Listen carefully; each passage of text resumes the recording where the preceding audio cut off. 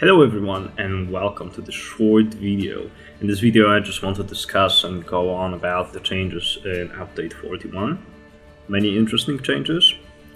And discuss how the meta will develop for our playstyle. Mainly Elusive Assassin, but also Nightblade in general, because Elusive Assassin is kind of the leading build for open world for Nightblades this patch.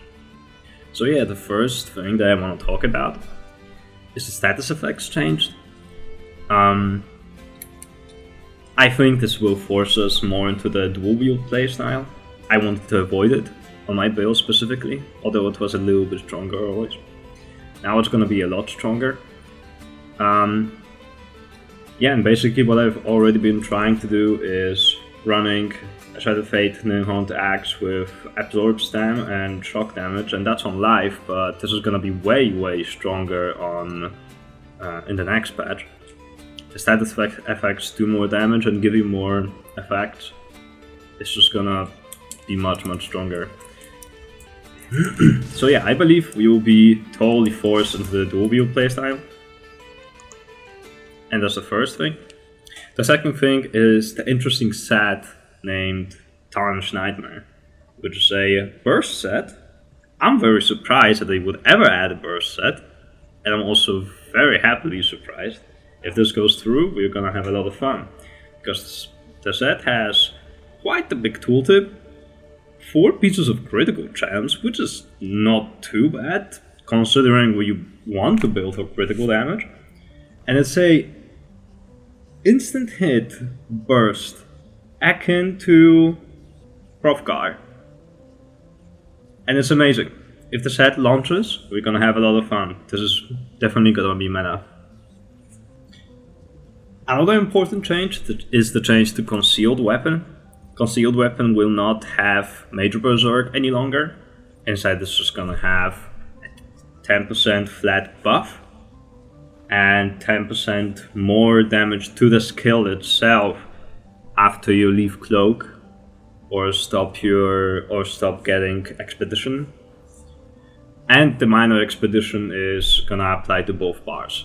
The Minor Expedition applying to both bars is huge for Elusive Nightblade build. 15% speed is bonkers, especially when you play Cloak. Now the other things are, yeah, they are impactful. You lose damage, but if you look at the actual numbers that you lose by losing Major Berserk, it's not that bad. I mean, let's just look at it ourselves, right? So I'm here on ESO stats. I've put in my current stats for this build. Let's see how much Major Berserk gives us. That's 5% damage loss. Come on, it's not that big. If you put in minor vulnerability gives you more damage than Major Berserk. If you put in minor penetration gives you just as much damage as Major Berserk. Now, our Sundered effect gives us 100 more weapon damage.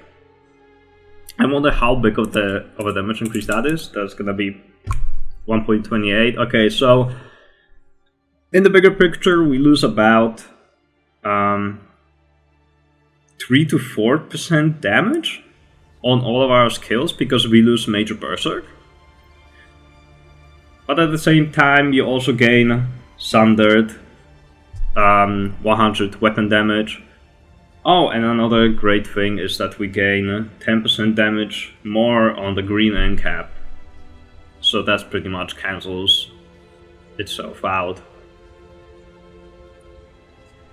So all in all, we gain damage.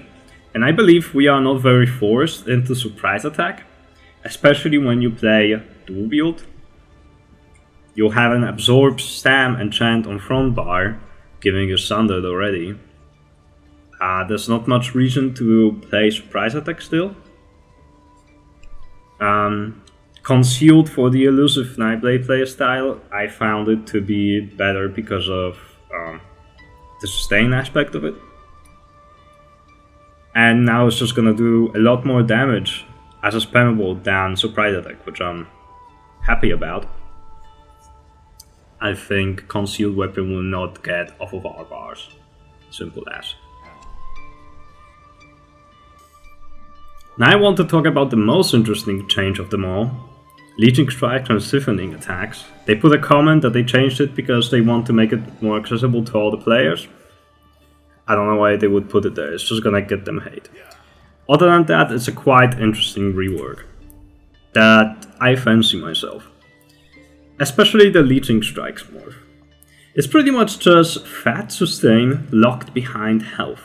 And health is easy to manipulate. I mean, you have so many strong heals, you have Aegis, there's so many ways to top up your health in such a fast time.